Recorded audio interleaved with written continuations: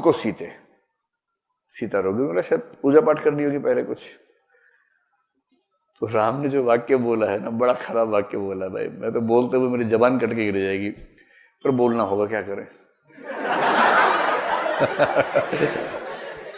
तो ऐसा वाक्य बोला है, और वो वाक्य ये है कि हे सीते, अगर तुम्हें लगता है कि युद्ध मैंने तुम्हारे लड़ा है तो तुम्हारी गलतफहमी है। युद्ध तुम्हारे लिए नहीं लड़ा है, युद्ध अपने कुल के सम्मान के लिए लड़ा है। और रही तुम्हारी बात, जैसे कुत्ते द्वारा चाटे जाने के बाद घी भोजन योग्य नहीं रहता है, वैसे तुम अब मेरे योग्य नहीं हो। ये पहली कंट्रोवर्सी है विकास जी, पहली कंट्रोवर्सी जो क्रिएट की जा रही है, और तमाम बीजेपी के नेता हैं और सोशल मीडिया एक्टिविस्ट हैं, कुछ पत्रकार हैं, कुछ धार्मिक लोग हैं, इस तरह के इस क्लिप को काटकर काफ़ी वायरल कर रहे हैं और ये आरोप लगा रहे हैं कि इसको गलत तरीके से कोट किया गया, आप हिंदू धर्म का अपमान कर रहे हैं। इन सभी आरोपों पर आपका क्या कहना है? पहले इस क्लिप पर बात कर लेते हैं। देखिए, पहली बात तो जितना हिंदू वो लोग हैं उतना हिंदू मैं भी हूँ, और मुझे अपने हिंदू होने के लिए किसी और के प्रमाण की ज़रूरत नहीं है। दूसरी बात, जब तक संदर्भ ना पता हो तो उसके बिना कोई बात करना बड़ा निरर्थक होता है। ये क्लिप एक क्लास की क्लिप है, और ये क्लास 2018 या 19 की शुरुआत की क्लिप है। मैं आईएएस के लिए पढ़ाता हूँ, और जब मैं पढ़ाता हूँ तो मुझे बताना पड़ता है कि जो प्रश्न यूपीएससी में आते हैं उनका आंसर कैसे लिखा जाए।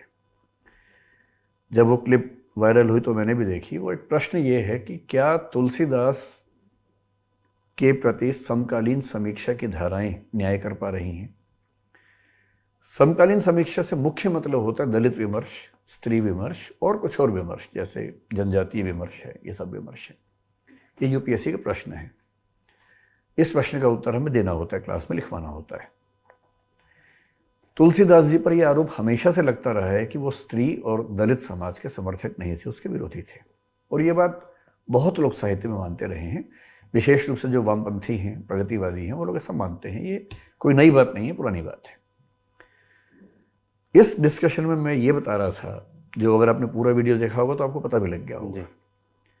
मैं ये बता रहा था कि क्या क्या आरोप तुलसीदास जी पर लगते रहे हैं और क्या क्या उसकी सफाइयाँ दी जा सकती हैं या कुछ लोगों ने दी हैं।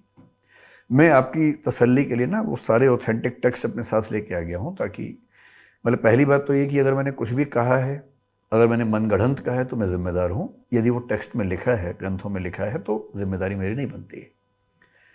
मैं इस प्रसंग में ये बता रहा हूँ कि तुलसीदास प्रगतिशील कवि थे, और प्रगतिशील इसलिए थे कि न केवल उन्होंने कुछ नई चीज़ें स्थापित की, बल्कि कुछ पुरानी चीज़ों को छोड़ भी दिया।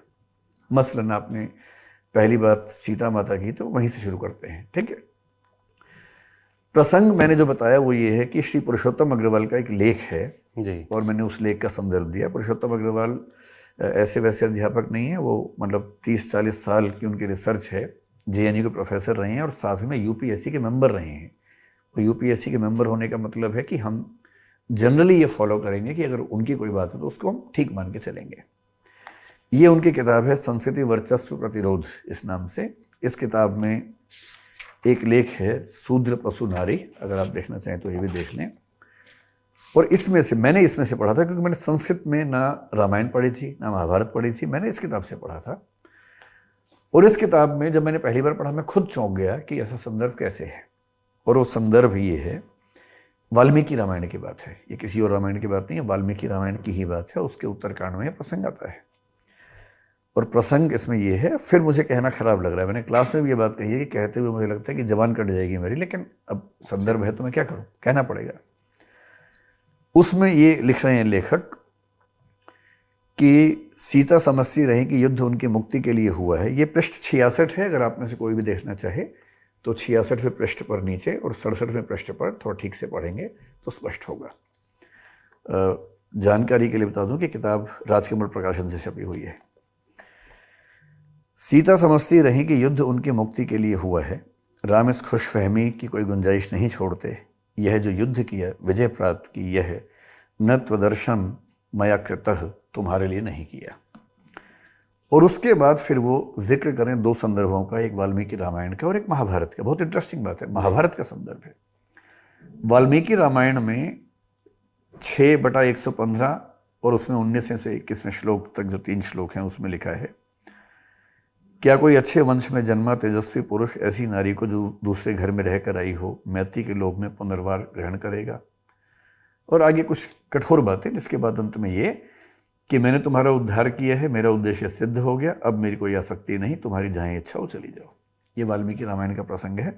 मैं वाल्मीकि रामायण भी साथ में लाया हूँ, आप चाहे तो उसमें भी देख सकते हैं। तो सर आज पूरी सब किताबें लेकर आए हैं ताकि कोई ये ना कह सके कहाँ से बोल रहे हैं। मैं बिना प्रमाणों की बात करने से बहुत बचता हूँ, संदर्भों के साथ बात करता हूँ। मैंने ट्विटर पे कम समय गुजारा है, अध्ययन में ज़्यादा गुजारा है, मैं उसी में ज़्यादा अच्छा महसूस करता हूँ। उसके एकदम बाद वो क्या कह रहे हैं, महाभारत के रामोपाख्यान में राम का कथन और भी हृदय विदारक है। अब ये महाभारत में देखिए, ये महाभारत लेके आया हूँ, और ये महाभारत भी गीता प्रेस की है, जिसको ट्विटर वाले लोग सबसे ज़्यादा प्रामाणिक मानते हैं। वही ये गीता प्रेस गोरखपुर की महाभारत द्वितीय खंड है।